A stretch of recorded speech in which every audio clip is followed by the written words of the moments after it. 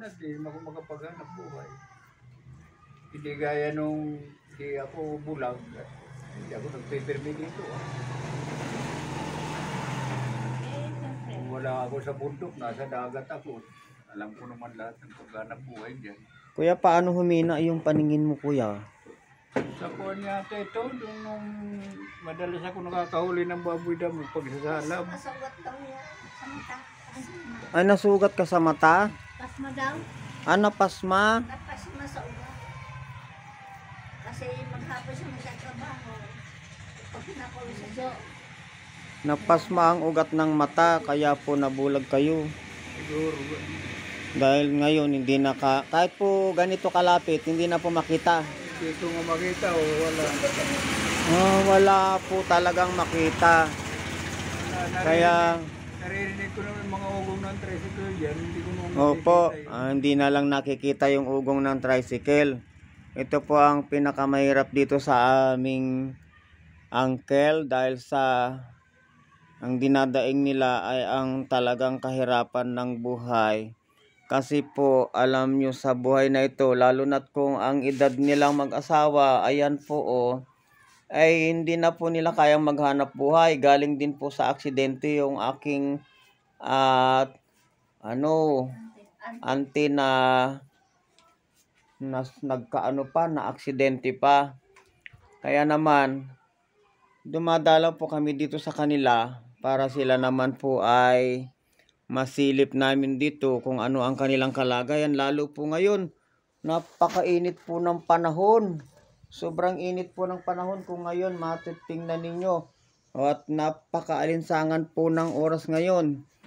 At ngayon lang naman uminit. Ilang araw na maginaw dito. o yun, maginaw din po pala dito. Sa gabi, malinaw. Ayun, maginaw. Mainit. Paggabi sa araw, mainit. Naku, sobrang hirap po. Kaya kami po ay talaga namang nagpumilit na dumalaw. Kila Uncle, ano na nga pong pangalan nyo, Uncle? Jesus. Esos. Ayun. Pilido ko Abila. Habila. Ayun. Hindi man ako taga rito. Ay, hindi po kayo tiga rito, Uncle. Kuhan ako, taga Burungan ako, Samar. Borongan Samar. Ay, opo. Ay, Kababayan ko si Boy Agunda. ayun. Kuya Boy, Agunda. Abunda po ba? Abunda? Agunda. Agunda. Kuya Boy Agunda. Ito si Kuya Esos. Ay, hindi na siya nakakakita ngayon. Dahil sa hirap ng buhay din ay hindi naman makapagpagamot. Ay, ano po ba ang mga kamag-anak nyo doon? Puro Agunda. Hindi Abila. Abila. Ibig ko sabihin, kababayan ko lang yun, si Agunda. Kapit bahay nila si Boy Abunda. Ayun. Kalapit lang kami doon. Si Kuya Boy Abunda pala ang kapitbahay ninyo. Pero family Abila po ang inyong family. Naku, talaga naman po. Kung bakit po dumating ang pagsubok kay Kuya. Dahil sa napasma daw po ang kanyang mata. Kaya patuloy na pong lumabo. At siya po ay uncle ko dahil asawa naman po siya ng aming ante na si Auntie Puring. Yun pong aking misis naman dahil sa Aguilar naman yung napangasawa ko ay sa family Aguilar din po si Auntie kaya dinalaw po namin sila. Nandito po kami ngayon sa kanilang bahay at kung matapansin ninyo yun pong init ng panahon ng kanilang bahay na ito. Talaga pong napakainit. May kesame naman po.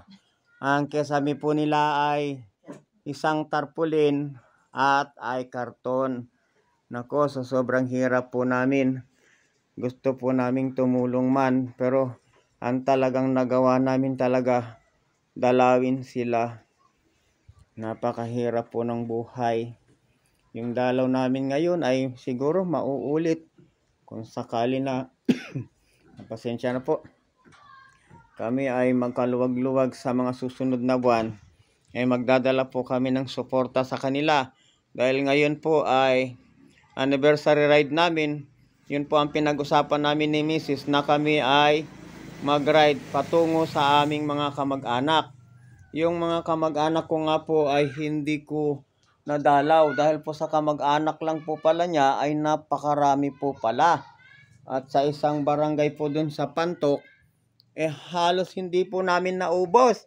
Napakarami po palang parente ng Aguilar doon. Dito si Kuya Abila, sila lang po mag-asawa ang nadalaw namin.